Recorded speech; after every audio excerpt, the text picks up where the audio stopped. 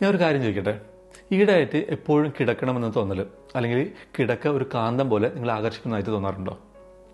ജീവിതത്തിൽ പ്രശ്നങ്ങളൊന്നും ഇല്ലെങ്കിലും ശരീരം തളരുന്ന പോലെ തോന്നാറുണ്ടോ?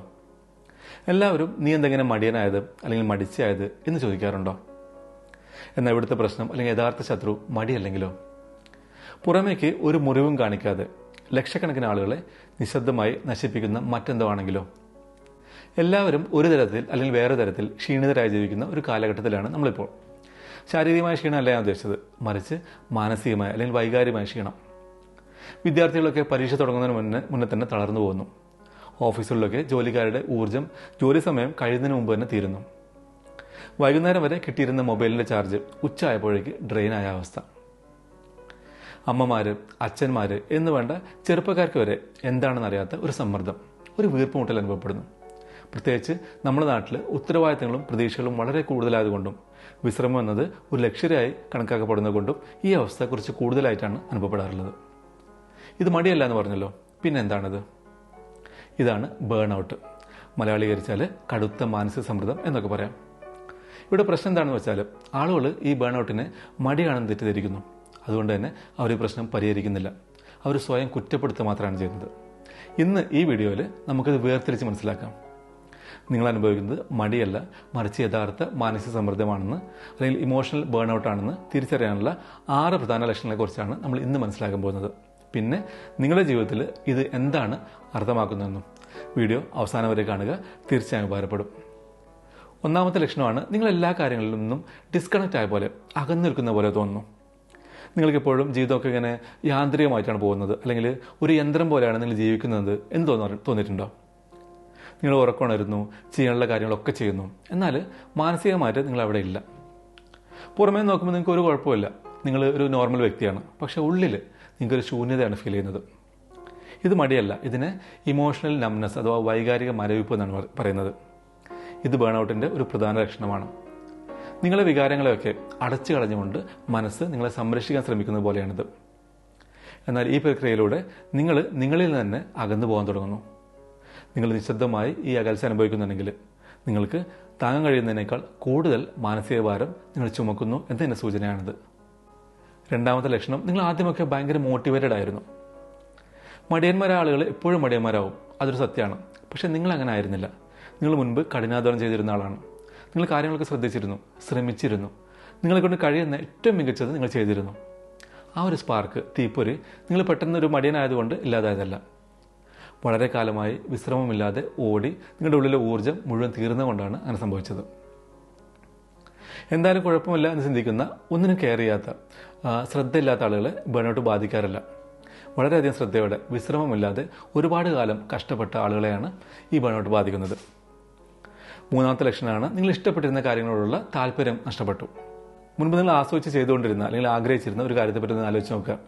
ഒരു ഹോബി, ഒരു കരിയർ സ്വപ്നം, ഒരു പ്രൊജക്റ്റ് അല്ലെങ്കിൽ നിങ്ങളുടെ എന്തെങ്കിലും ഒരു കഴിവ്. ഇപ്പോൾ അതേ കാര്യം നിങ്ങൾക്കൊരു ഭാരമായി തോന്നുന്നു. നിങ്ങൾക്ക് അതിലുള്ള താല്പര്യം നഷ്ടപ്പെട്ടുകൊണ്ടല്ല, മറിച്ച് നിങ്ങളുടെ ഊർജ്ജം മുഴുവൻ ചോർന്നു പോയതുകൊണ്ടാണ്. ബേൺ ഔട്ട് നിങ്ങൾക്ക് ഇഷ്ടമുള്ള കാര്യങ്ങൾ ആസ്വദിക്കാനുള്ള നിങ്ങളുടെ കഴിവിനെ ഇല്ലാതാക്കുന്നു. ആ കാര്യങ്ങൾക്ക് മാറ്റം സംഭവിച്ചുകൊണ്ടല്ല, ക്ഷീണം കാരണം നിങ്ങൾക്ക് മാറ്റം സംഭവിച്ചുകൊണ്ടാണ്. മടിയെന്ന് പറഞ്ഞാൽ നമ്മൾ താല്പര്യമില്ലാത്തത് കൊണ്ട് പ്രയത്നം ഒഴിവാക്കുന്നതാണ്. എന്നാൽ ബേൺ ഔട്ട് ആകട്ടെ വളരെയധികം ആഴത്തിൽ കെയർ ചെയ്തുകൊണ്ട് നമ്മൾ പ്രയത്നം ഒഴിവാക്കുന്ന അവസ്ഥയാണത്. നാലാമത്തെ ലക്ഷണമാണ് എപ്പോഴും ദേഷ്യപ്പെടുന്നതും അസ്വസ്ഥതയുമാണ് നിങ്ങളുടെ സ്ഥിരഭാവം. ഈടായിട്ട് ചെറിയ കാര്യങ്ങൾ പോലും നിങ്ങൾ ദേഷ്യം പിടിപ്പിക്കാറുണ്ടോ? പെട്ടെന്ന് പൊട്ടിത്തെറിക്കാറുണ്ടോ? വളരെ നിസ്സാരമായ കാര്യങ്ങൾ പോലും നിങ്ങൾക്ക് ദേഷ്യം വരാറുണ്ടോ? മടിയന്മാരായ ആളുകൾ പൊതുവെ ശാന്തരായിരിക്കും. എന്നാൽ ബേൺ ഔട്ട് ഉള്ളവർക്ക് ആകട്ടെ എല്ലാം താങ്ങാനാവാത്ത ഭാരമായി തോന്നും. നിങ്ങളുടെ മനസ്സ് ക്ഷീണിക്കുമ്പോൾ ചെറിയ കാര്യങ്ങൾ പോലും വലുതായിട്ട് തോന്നും. മാനസികമായി നിങ്ങളൊരു പ്രഷർ കുക്കർ പോലെയാകും. ഒരു ചെറിയ കാര്യം മതി നിങ്ങളെ പൊട്ടിത്തെറിപ്പിക്കാനും. നിങ്ങൾ അസാധാരണമായ വിധം വൈകാരികമായോ ദേഷ്യപ്പെട്ടോ അല്ലെങ്കിൽ സെൻസിറ്റീവായോ ആണ് പെരുമാറുന്നതെങ്കിൽ നിങ്ങളുടെ മനസ്സ് സഹായം അഭ്യർത്ഥിക്കുകയാണ്. അടുത്ത ലക്ഷണമാണ് നിങ്ങൾ സ്വയം ടേക്ക് കെയർ ചെയ്യുന്നത് അല്ലെങ്കിൽ നിങ്ങളെ തന്നെ ശ്രദ്ധിക്കുന്നത് നിർത്തി. ബേൺ ഔട്ടിൻ്റെ അല്ലെങ്കിൽ കടുത്ത മാനസിക സമ്മർദ്ദത്തിൻ്റെ ഏറ്റവും വ്യക്തമായ ലക്ഷണങ്ങളൊന്നാണത്. നിങ്ങൾ സാവധാനം സ്വയം ശ്രദ്ധിക്കുന്നത് നിർത്തുന്നു. നിങ്ങളുടെ ഉറക്കം താളം തെറ്റുന്നു, ഭക്ഷണം കഴിക്കുന്നതിന് ഓർഡർ ഇല്ലാതാകുന്നു, നിങ്ങളുടെ ദിനചര്യകൾ തകിടം മറിയുന്നു, കുളിക്കുക, പുറത്തു പോവുക, ആളുകളെ കാണുക തുടങ്ങിയ അടിസ്ഥാന കാര്യങ്ങൾ പോലും നിങ്ങൾക്ക് വലിയ ഭാരമായിട്ട് തുടങ്ങുന്നു. നിങ്ങൾക്ക് അതിനൊന്നും താല്പര്യമില്ലാത്തത് കൊണ്ടല്ല, ദിവസം അതിജീവിക്കാൻ ബാക്കിയുള്ള ചെറിയ ഊർജം നിങ്ങളുടെ തലച്ചോറ് കരുതി വെക്കുന്നതുകൊണ്ടാണിത്. നിങ്ങളെപ്പോഴും ഇങ്ങനെ ചിന്തിച്ചിട്ടുണ്ടോ, എനിക്കിപ്പോൾ സിമ്പിളായ കാര്യങ്ങൾ പോലും ചെയ്യാൻ കഴിയാത്ത എന്തുകൊണ്ടാണ്? അതിൻ്റെ ഉത്തരം ഇതാണ്: നിങ്ങളുടെ ഊർജ്ജം മുഴുവൻ ചോർന്നു പോയിരിക്കുന്നു, അല്ലാതെ നിങ്ങൾ മടിയനായതല്ല. 6ാമത്തെ ലക്ഷണമാണ് ഈ മാറ്റങ്ങളെല്ലാം സംഭവിച്ച് സാവധാനമാണ്.